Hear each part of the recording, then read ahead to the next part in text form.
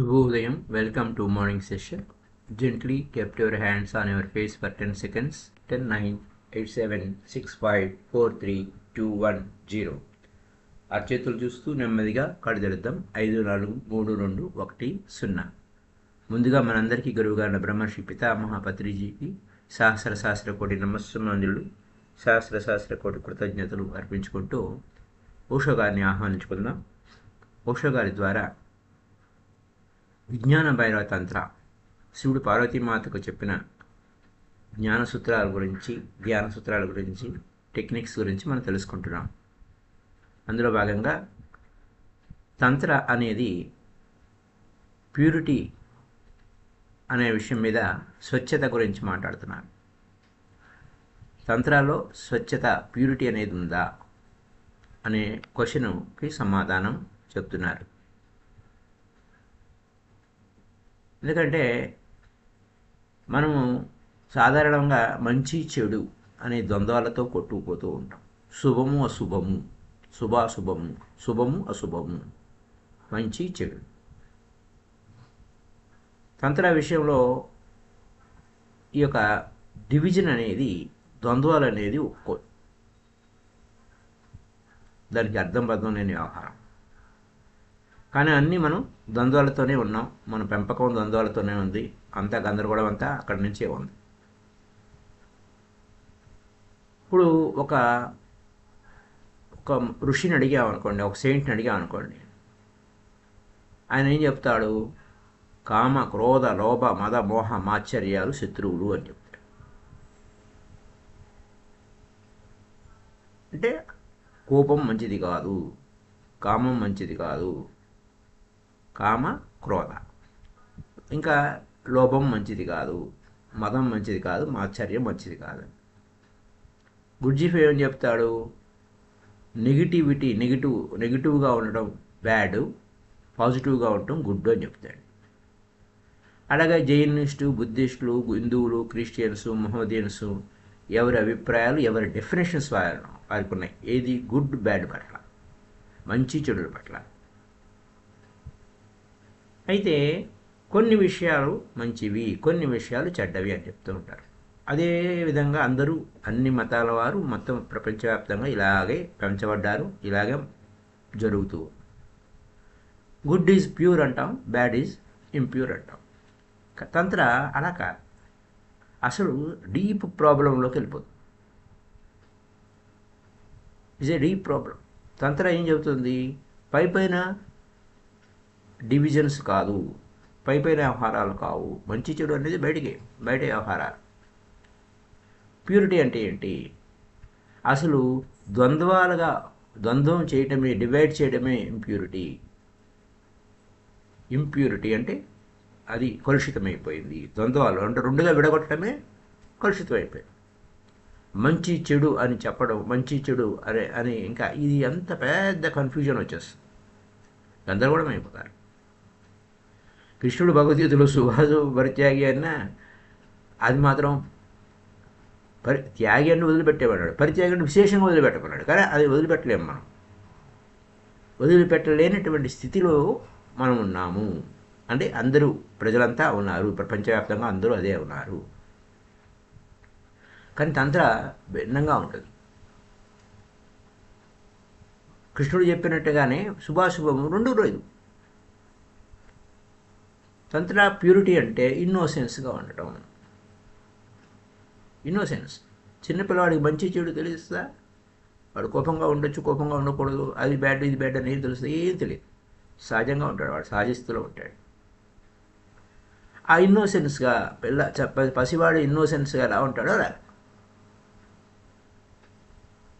వాడు కోపం వచ్చింది, వాడికి ఈర్ష్య వచ్చింది, వాడు ఏదైనా వస్తువు, వాళ్ళ వస్తువు తీసుకోకూడదని కూడా తెలియదు, తీసేసుకుంటాడు. వాడు దొంగతనం ఏం చేయలేదు. వాడు డివిజన్స్ వాడికి తెలియవు, గుడ్ అండ్ మంచి చెడు వాడికి తెలియవు. అలా తెలియకపోవడమే అమాయకత్వం, పసివాడి అమాయకత్వం. వాడు కోపం వచ్చినా వాడికి మైండ్ లేదు, వాడికి నో మైండ్. ఇది యాంగ్రీగా ఉండాలి, కోపంగా ఉండాలి అనేటువంటి ఆ మనసు లేదు వాడికి. వచ్చింది అంతే, ప్యూర్గా ఉంది. వాడి కోపం కూడా ప్యూర్గా సింపుల్గా స్వచ్ఛంగా కోపం పోయింది అంతే. It happens. And when anger goes it goes, అంతే సింపుల్. పోయింది అయిపోయి గేమ్ మిగిలిలేదు. వాడు చిన్నపిల్లవాడు మామూలుగానే ఉంటాడు. ఇంకా వాడు అప్పుడు దాకా అలా అల్లరి చేసిన వాడు మామూలుగానే ఉంటాడు, సింపుల్గా ఉంటాడు. అక్కడ కోపం లేదు. అక్కడ ఏమైంది, ఆ ప్యూరిటీని కలుషితం చేయలేదు. ఆ స్వచ్ఛత అలాగే ఉంది. ఆ పిల్లవాడి యొక్క ఇన్నోసెన్స్, స్వచ్ఛత అలాగే ఉంది. సో పసివాడు సింపుల్గా ఉంటారు. వారికి అక్కడ మైండ్ లేదు, మనసు లేదు. మనసు పెట్టేసరికి ఇంకా అంతకంత కూడా అయిపోయి మనసు వచ్చేసరికి ఇంకా అంత ప్యూరిటీ ఇంప్యూరిటీ ఇంకా మంచి చెడు కోపము, కోపం మంచిది కాదు అనగానే కోపాన్ని సప్రెస్ చేసేస్తాం, అణిచిపెట్టేస్తాం. ఒక రూపంలోంచి మరో రూపంలోకి ఆ కోపం మారిపోతుంది. అయితే నిజంగా అవసరం లేదు కోపము, అవసరం లేని విషయాల మీద కోపం వచ్చేస్తాడు. ఎందుకంటే అణిచిపెట్టేశాడు కదా పెద్ద అయిన తర్వాత. ఆ కోపాన్ని అణిచిపెట్టాడు. అనవసరమైన విషయాల మీద కోపం వచ్చేస్తుంది. ఏదో ఒక అవుట్లెట్ కావాలి. కోపం అలా అటు పెట్టుకుంటే ఆ కోపం బయటికి వెళ్ళిపోవాలి కదా, బయటికి వెళ్ళిపోవాలి. వెళ్ళకపోతే ఎలా? అలా వెళ్ళకపోతే ఏమవుతుంది, అంతా ఇంప్యూర్ అయిపోతుంది. ఎందుకంటే మనసు వచ్చేసిన తర్వాత ఇంప్యూర్ అయిపోయింది. ఫస్ట్ చిన్న పిల్లవాళ్ళని మనం దొంగలు అంటానికి లేదు. అది ఇందాక చెప్పుకున్నాం. వాడికి తెలియదు ఆ దొంగతనం అంటే ఏంటో తెలియదు. వాడు వస్తువు ఉంది తీసుకున్నాడు అంతే. మీ వాచి ఉంది తీసుకున్నాడు, డబ్బులు ఉన్నాయి తీసుకున్నాడు. అసలు వాడికి తెలియదు ఆ డబ్బులు ఇల్లు ఏమి తెలియదు వాడికి. ఆ వాచి తీసుకున్నాడు, ఏదైనా తీసుకోవచ్చు. అది దొంగతనం కాదు. ఎవరిదో ఫలానా వస్తువు అలా ఉంటుందనే సంగతి ఆ పసివాళ్ళకి తెలియదు. ఇది నాది మాది అని ఇది నేర్పిస్తాం చిన్నపిల్లలకి. ఇది నీది, ఇది వాడిది, ఇది అన్నది, ఇది చెల్లిది, ఇది అక్కది, నాన్నది, ఇలా చెప్పి డివిజన్ చేస్తాం. అలా కాకుండా వాడికి అది తెలియదు ఆ వస్తువు ఉంది తీసుకోవాలి. That is the purity. ఎప్పుడైతే మైండ్ ఎంటర్ అయిందో ఇంకా ఈ మైండ్ అంటే సోషల్ కదా. సోషల్ అంటే మైండ్ అంటే సొసైటీ. మైండ్ అంటే హిందూ మైండ్, ముస్లిం మైండ్, అలా ఇంకా మొదలైంది కథ. అలా అయిపోతుంది. తంత్రం అలా కాదు. ఇప్పుడు తంత్రం ఏమవుతుంది, నువ్వు చైల్డ్ వాళ్ళే ఉండు, ప్యూర్గా ఉంటావు. జీసస్ అదే చెప్పాడుగా. జీసస్ కూడా అదే చెప్పాడు, unless you become a child అని. నువ్వు చైల్డ్గా చిన్నపిల్లవాళ్ళకే ఉండాలి అని. అంటే వారి యొక్క చిన్నపిల్లల్లో ఏ కల్మషం లేదు. అది ఎవరు ఆచరించడం లేదండి. కృష్ణుడు చెప్పింది ఆచరించము, జీసస్ చెప్పింది ఆచరించము, అది వేరే స్టోరీ. సరే, చైల్డ్ డిఫరెన్స్ ఏంటి అక్కడ? లైక్ అంటే నువ్వు ఆ పసివాడు ఎలా ఉన్నాడో నువ్వు అలా ఉంటావు. అది ఏజ్ ఒకటి డిఫరెన్స్. ఇన్నోసెన్స్ మళ్ళీ నువ్వు పూర్వం పోగొట్టుకున్న చిన్నపిల్లవాడిగా ఉన్నప్పుడు ఆ ఇన్నోసెన్స్ ఏదైతే ఉందో అది మళ్ళీ తిరిగి పొందేవు అంతే, నువ్వు పెద్దవాడు అయిన తర్వాత కూడా. ఇప్పుడు ఆ పసివాడు బట్టలు లేకుండా నుంచుంటాడు. వాడికి ఏం ఫీలింగ్ ఉండదు, నాకు బట్టలు ఏవే అని. వాడికి తెలియదు అసలు బట్టలు ఉన్నాయో లేవో కూడా తెలియదు. అక్కడ ఏమవుతుంది, ఆ నేకెడ్నెస్ ప్యూర్గా ఉంటుంది. ఎప్పుడైతే నువ్వు ఈ శరీరం అని అనగానే అయిపోయింది, దాచుకుంటావు అన్ని. వాడిని అలా గిల్టీకి క్లియర్ చేసేస్తామండి, గిల్టీగా. మహావీరుడు ఇప్పుడు ఉన్నాడు, ఇన్నోసెన్స్ రీగైన్ అవుతా మహావీర నేకెడ్గానే ఉన్నాడు. ఆ నేకెడ్నెస్, ఆ పసివాడు చిన్నపిల్లవాడు ఈ విధంగా బట్టలు లేకుండా ఉన్నాడు, ఆయన అంతే అలాగ ఉన్నాడు అంతే. శరీరాన్ని మర్చిపోయినాడు, ఆయన శరీరంలోనే లేడు. డిఫరెన్స్ ఏంటి? డిఫరెన్స్ గొప్పది. చిన్నపిల్లవాడి పసివాడికి తెలియదు, వాడికి ఏమి తెలియదు కాబట్టి వాడు ఇన్నోసెన్స్గా ఉన్నాడు. కానీ సేజ్ తెలివి అన్నీ సర్వం తెలిసినవాడు అతను ఇన్నోసెన్స్గా ఉన్నాడు. సర్వం తెలుసు, పిల్లవాడికి తెలియదు. జ్ఞాని బాలోన్మత్తవత్ అంటారే, జ్ఞాని బాలుడులాగా ఉన్మత్తుడిలాగా ఉంటాడు. అంటే పిచ్చివాడిలాగా, పిచ్చివాడికి కూడా ఏమీ తెలియదు, వాడికి స్పృహ లేదు వాడికి.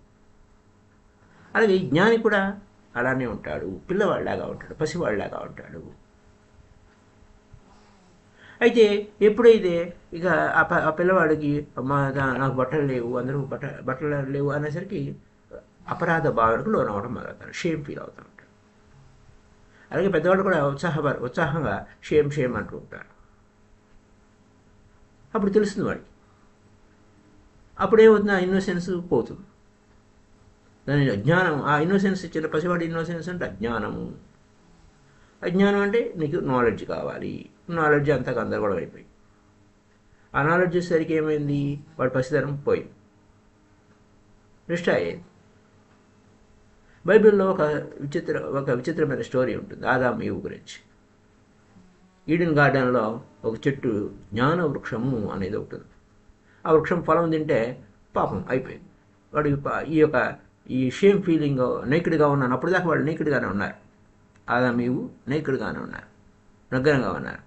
ఇంకా వాళ్ళు ఆ నగ్నత తప్పు, షేమ్ ఫీల్ అవ్వడం మొదలెట్టారు, అంతే.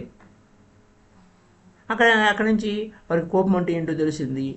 అంతవరకు ఆ పసివాడికి తెలియదు, ఆ కేసుకేరియాల క్యూబ్ గురించి తెలియదు, కామ క్రోధ లోభ మద మోహ మాచర్యాలు వాడికి పసివాడికి తెలియదు. ఆదాము ఈవుకి కూడా తెలియదు. ఆ నాలెడ్జ్ ఫ్రూట్ తిన్నారు, అంతే.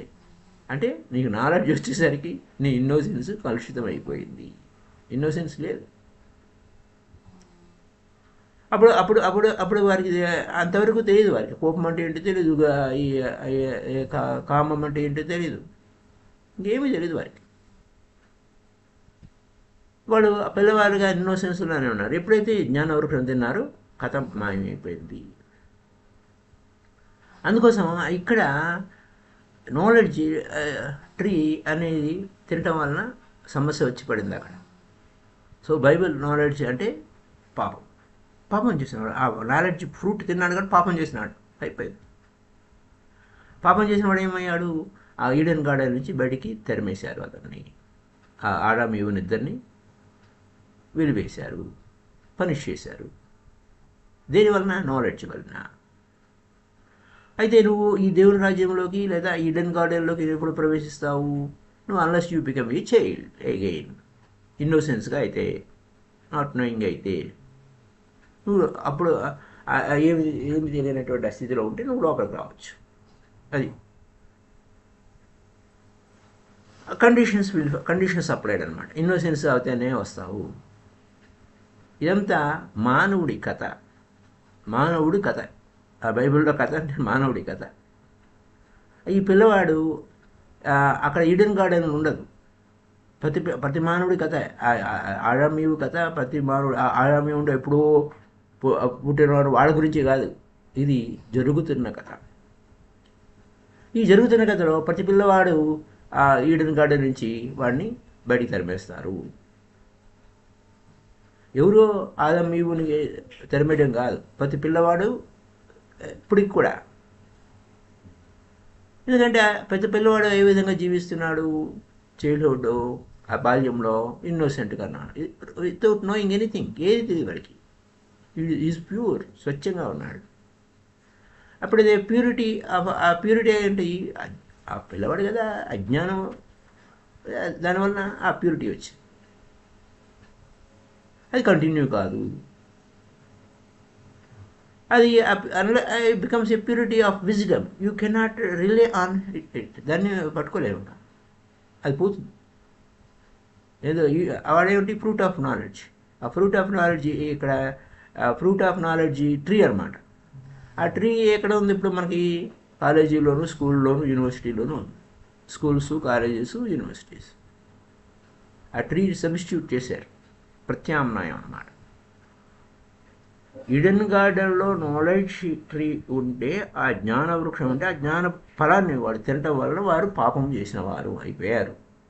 అలాగే స్కూళ్ళకి, కాలేజీకి, యూనివర్సిటీలకు వెళ్తే పాపం చేసిన వాళ్ళు అయిపోయారు అని అంటారు ఓషో గారు. వారు ఇన్నోసెన్స్ పోగొట్టుకున్నారు. ఇక్కడ ఈ ప్రపంచం ప్రపంచానికి ఇలాంటి నాలెడ్జే కావాలి. దానితోనే అది బతికి పట్టగొడుతుంది. You cannot exit without knowledge.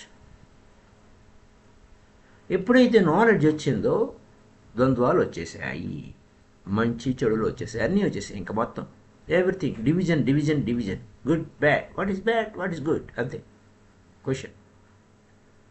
తంత్ర ఈ గుడ్ బ్యాడ్ గురించి కాదు. తంత్ర ఈజ్ డివిజన్ చేయడమే. నువ్వు తంత్ర ఏంటంటే division into good and bad అనేది ఇంప్యూరిటీ, ప్యూరిటీ కాదు.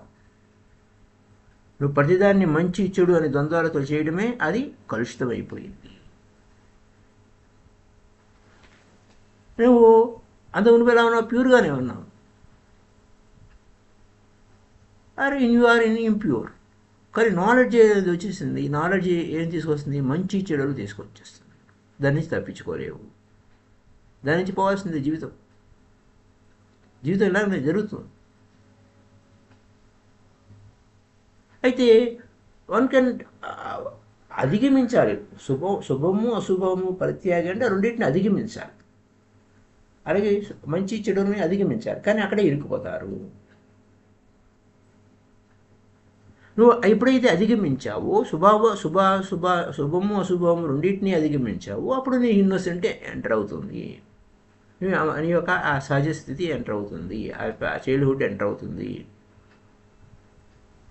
అందుకే జీసస్ మాట ఏం చెప్పాడు? Unless you become like a child you cannot enter in to my Kingdom of God. Unless you become like a child. అది ఈ స్టేట్మెంట్ ఏంటిది? తంత్రానే. ప్యూరిటీ అంటే ఇంకా అక్కడ శుభము అశుభము లేదు, ఆయన రెండూ లేదు, ద్వంద్వాలు లేవు. లావోజు కూడా ద్వంద్వాల మీద అస్సలు ఆయన చెప్తాడు, ఒక అంగుళమైన తేడా, స్వర్గానికి నరకానికి ఒక అంగుళమే తేడా. స్వర్గం ఎక్కడో ఉంది, నరకం ఎక్కడో ఉంది కాదు ఆయన. స్వర్గము నరకము ఒక ఇంచి డివిజన్ అంతే, గ్యాప్ ఏం లేదు, నో గ్యాప్, ఒక ఇంచి. ఏమో ఒక అడుగు అటు వేస్తావు, ఒక అడుగు ఇటు వేస్తావు, నో డివిజన్. అంతే. ఆ దావూద్ అనేటువంటి ఆ మహానుభావుడికి అక్కడ డివిజన్ లేదు. ఆయన మంచి చెడులు రెండింటిని అక్కడ డివిజన్ చేయడు. అతను చిన్నపిల్లవాడిలాగే ఉన్నాడు. సో అతనికి అదేంటి డివిజన్స్ ప్రపోజ్ చేశాడు అనుకోండి, మళ్ళీ మాట మారిపోతుంది, తేడా వచ్చేస్తుంది. అది రెండింటిని అధిగమించాడు ఆయన. ఆయనకి చీకటి తెలియదు, వెలుతురు తెలియదు అంటే లేదు, తెలుసు. కానీ ఆయన బియాండ్ వెళ్ళిపోయాడు, అధిగమించాడు. ఎందుకంటే చీకటి అంటే అలా వెలుగు, చీకటి వెలుగులో రెండు కలిసే ఉంటాయి. ఆ వెలుగు part of darkness, light part of అదనమాట. ఒకదానికొకటి. Darkness is the part of light and light is the part of darkness. కలిసి ఉంటాయి. ఆ వెలుతురు బ్రైట్నెస్ వేస్తే ఏమవుతుంది? ఇంకా చీకటి కరుమరుగుతుంది. అప్పుడు ఆ వెలుగు కాస్త తగ్గితే చీకటి ఎంటర్ అవుతుంది. అంతే, ఒకదానికి ఒకటి పక్కపక్కనే ఉన్నాయి. అవి డివిజన్ ఏం లేదు. ఆ డిగ్రీస్ కూడా పెద్ద 1 డిగ్రీ, కొంచెం అలా తగ్గిస్తే చాలు.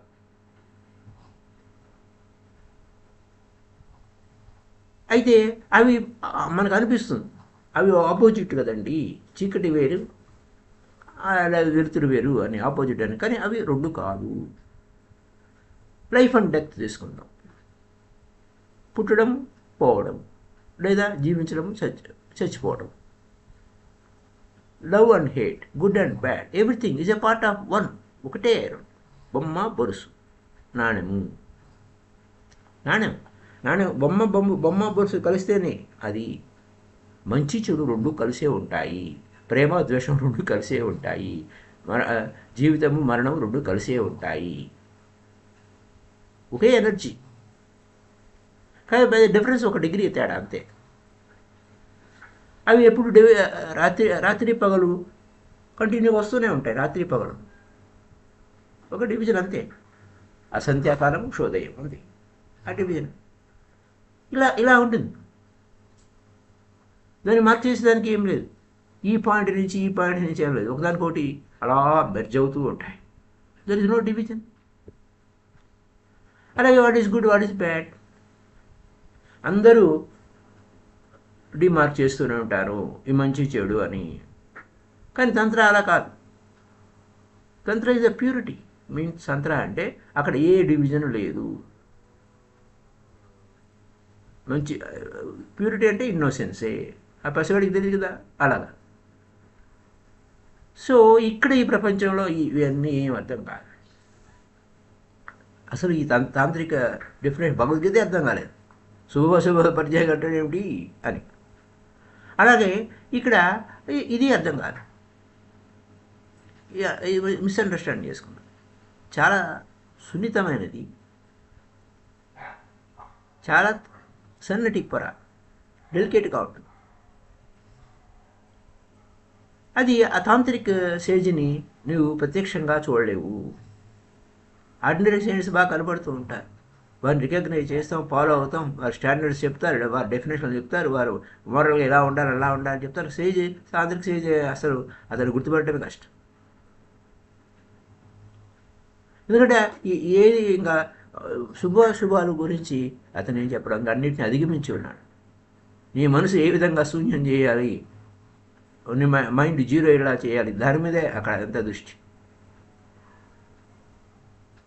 అంచేత ప్రపంచంలో అందరి గురించి ఉంటుంది, కానీ ఈ తాంత్రిక సేజెస్ గురించి ఎక్కడ రికార్డ్ లేదు, రికార్డ్ చేయరు కూడా.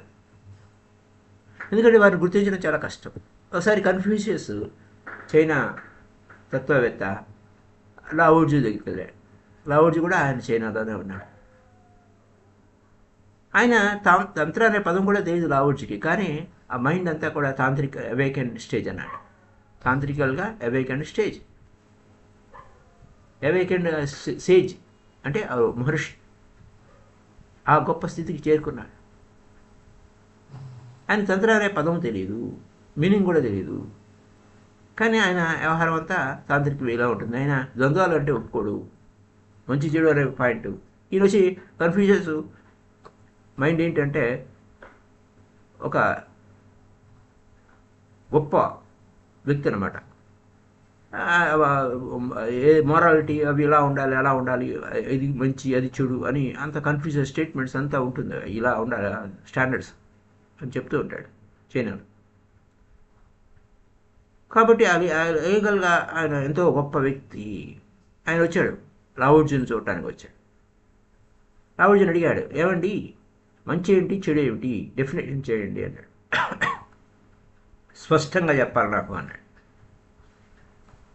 ఆ డిఫైన్ చేస్తేనే తప్పయ్యా బాబు, మంచి చెడుని డిఫైన్ చేయడం మొదలుపెట్టామంటే ఆ డివిజనింగే రాంగ్ అయిపోద్ది. ఇది ఏ ఇది బి అని డివిజన్ చేశామంటే అది రాంగ్ అయిపోద్ది. సో ఇప్పుడు చైల్డ్హుడ్ అప్పుడు ఇది తప్పు అనడం లేదు. చైల్డ్హుడ్ ఏమవుతుంది, యూత్లోకి వెళ్తుంది. యూత్ ఎక్కడికి వెళ్తుంది, ఓల్డ్ ఏజ్లోకి వెళ్తుంది. వెళ్తే ఏమవుతుంది, సహజంగా ఆరోగ్యం అనారోగ్యం వైపుకెళ్తుంది, అనారోగ్యం ఆరోగ్యం వైపుకెళ్తుంది. అక్కడ ఇది అట్లా అని సెపరేట్ చేయడానికి లేదు అంటాడు ఆయన. లైఫ్ అనేది కూడా ఒక మూమెంటే. యూ డిఫైన్, నువ్వు ఆ లైఫ్ని ఒక సహజంగా వన్ మూమెంట్ ఇంకొక మూమెంట్ అని అంటే కుదరదు. డెఫినేషన్ అంతా డెడ్ అయిపోతుంది. జీవితం అంటే గమనము, సజీవము. రావుడు చెప్పాడు, డెఫినేషన్ వద్దు ఆయన, డిఫైన్ చేస్తే అది అసత్యం అవుతుంది. కాబట్టి ఏది డిఫైన్ చేయొద్దు, ఏది నిర్వచించవద్దు, ఇవి మంచి చెడు అని ఏమి చెప్పవద్దు. Do not say what is good and what is bad. Confucius ఏంటి, నిజంగానే కన్ఫ్యూజ్ అయిపోయాడు. ఏంటండి ఏం చెప్తున్నారు మీరు, ఈ ప్రజలను ఏ విధంగా నడిపించాలి, మంచి వైపుకి ఇది చెడు ఉండకూడదు మంచి ఉండాలని చెప్పాలి కదా, వారికి ఏ విధంగా బోధించాలి, వారిని మోరల్గా అంటే నైతికంగా వారు ఉండాలి కదా, మంచిగా ఉండాలి కదా అని క్వశ్చన్ వేశారు. ఎవరైనా మంచిగా చేయాలి అంటే నువ్వు వాడిని పాపపు దృక్కులో చూడాలి. చూడండి, ఎవరినైనా నువ్వు మంచివాడిని చేయాలంటే నీ దృష్టి ఎలా ఉండాలి, నువ్వు పాపపు చూపు ఉండాలి. నీ కళల్లో వాడు పాపి, వాడు తప్పు చేశాడు. నువ్వే పాపపు దృష్టిలో చూస్తే వాడు చెడ్డవాడని చూస్తే నిన్నెవరు నడిపిస్తారు? అసలు నువ్వెవరివి? నీ దృష్టే వాడిలో లోపాలు ఎత్తుతూ. Who are you to lead? ఎవరు నువ్వు? వాడిని నడిపించేది ఎవరు? వాడిని అదుపు చేసేది ఎవరు? గైడ్ చేసేది ఎవరు? దారి చూపించేది ఏంటి? ఇంకా పెద్ద కన్ఫ్యూజన్ వచ్చేస్తుంది వాడిని నువ్వు అలా చేస్తే. వాడిని ఒక మంచివాడిగా చేయడం అనేది. ఎవరిని వాడు యథాతథంగా ఉంచేసేయి. నువ్వెవరివి అని అన్నాడు. ఈ యాటిట్యూడ్ చూసేసరికి ఆయనకి ఇదేంట్రో ఈడైతే పెద్ద ప్రమాదకారిలాగా ఉన్నాడు. ఇలాంటి యాటిట్యూడ్ సొసైటీ ఒప్పుకోదు.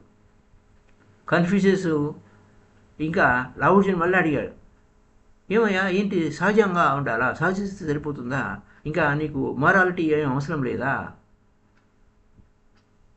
అని అడిగాడు. నేచర్ స్పాంటేనియస్గా ఉంటుంది. అవునండి, నేచర్ స్పాంటేనియస్గా ఉంటుంది, సహజంగా ఉంటుంది. అది మంచి చెడు ఉందేంటి నేచర్లో? Nature is enough. నువ్వు ఊరికే ప్రత్యేకంగా ఆ నియమాలు అది ఆ క్రమశిక్షణ ఈ క్రమశిక్షణ ఏం తేవక్కర్లేదు. ఆ ఇన్నోసెన్స్ ఈజ్ ఎనఫ్. ఇంకా ఏ మొరాలిటీ అవసరం లేదు. Nature is spontaneous. నేచర్ ఎలా ఉంది? Nature is enough. నువ్వు ఊరికే ఆ నియమాలు అవి ఇవి డిసిప్లిన్స్ అవేం అవసరం లేదు. Innocence is enough. నాలెడ్జ్ ఏది అవసరం లేదు, నాలెడ్జ్ ఏం అవసరం లేదు అని చెప్పాడు. కన్ఫ్యూషియస్ చాలా డిస్టర్బ్ అయిపోయాడు.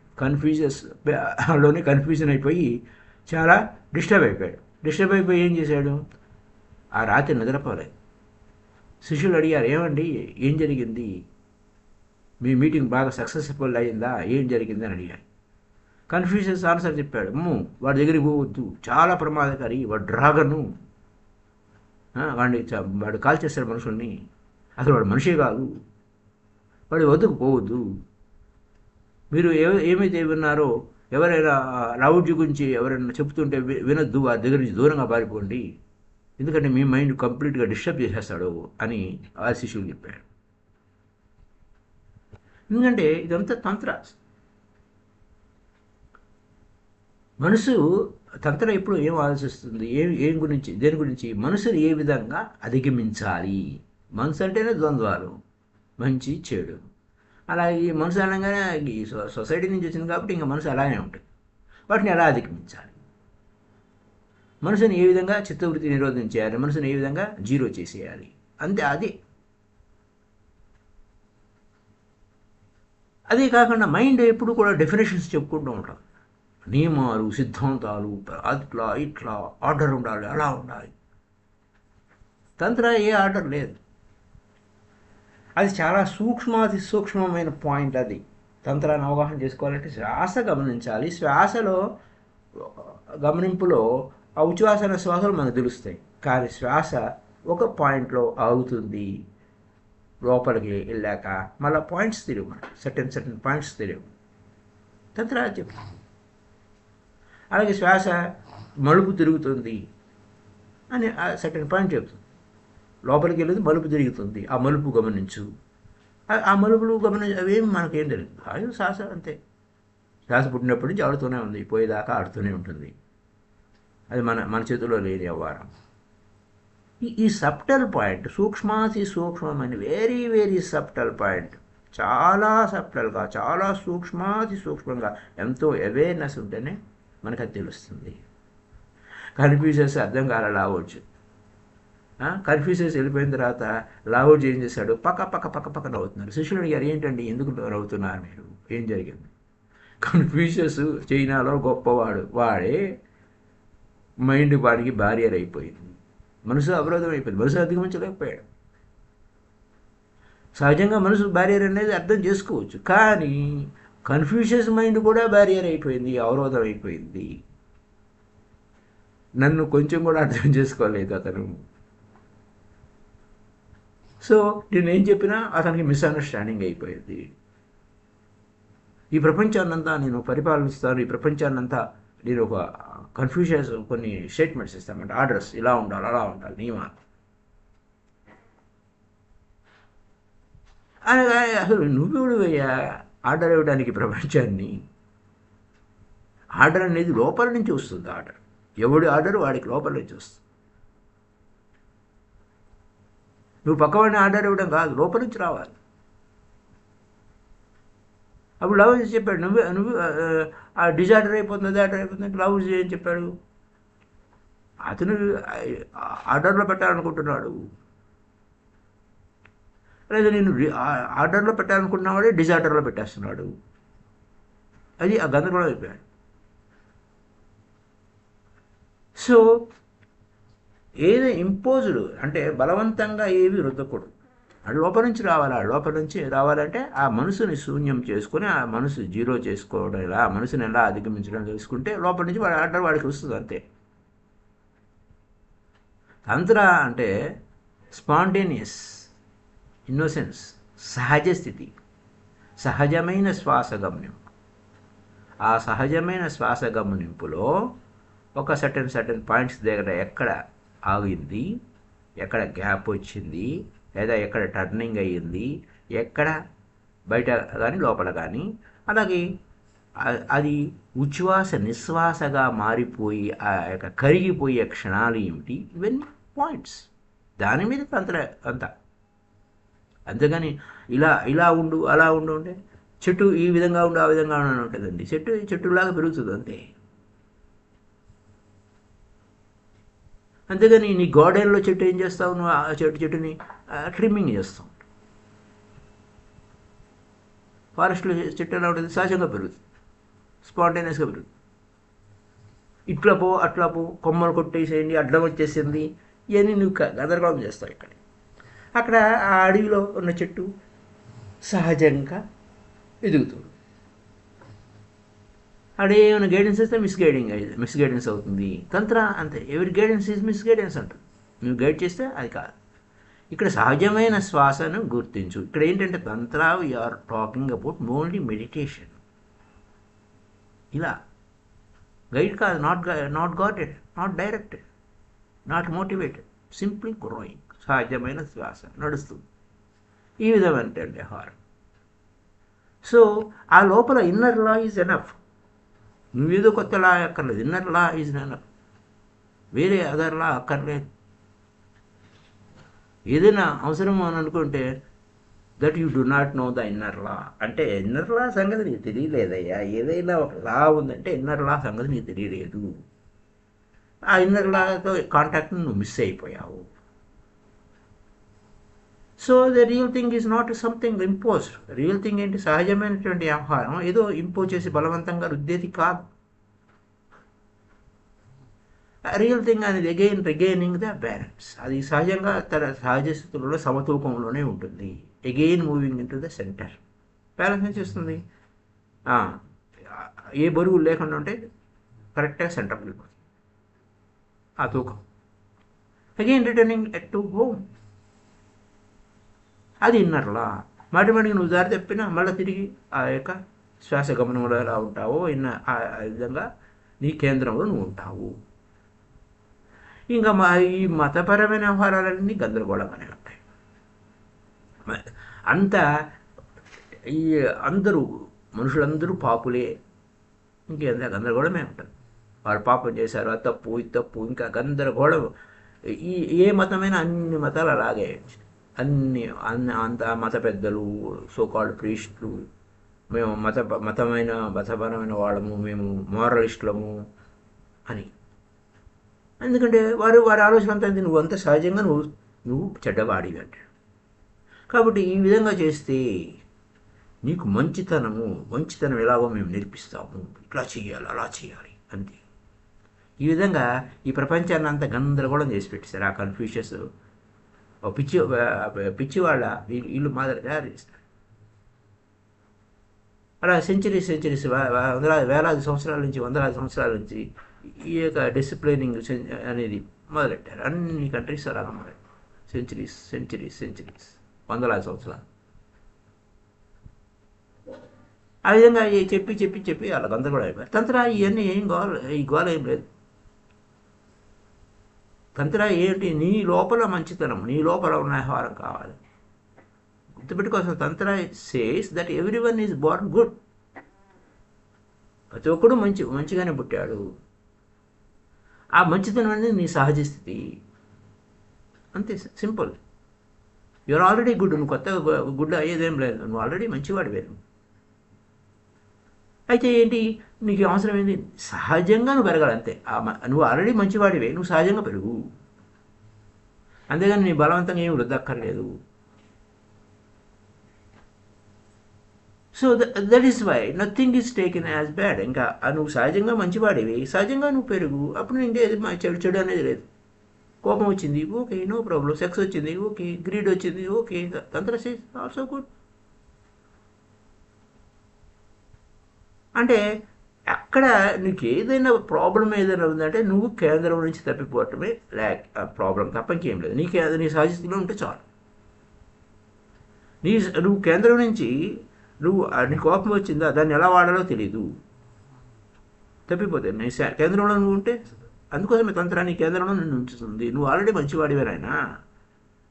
నువ్వు నీ సహజస్థితి నుంచి తప్పిపోతే కోపం ఎలా వాడాలో తెలియదు, సెక్స్ ఎలా వాడాలో తెలియదు. అదే కామము, క్రోధము, లోభము, ఇవేమి ఎలా వాడుకోవాలి, వస్తువులు అంతే అవి. అందుకోసం ఎవ్రీథింగ్ ఈజ్ గుడ్ అంటుంది. అది వాడే విధానం తెలియదు అంతే.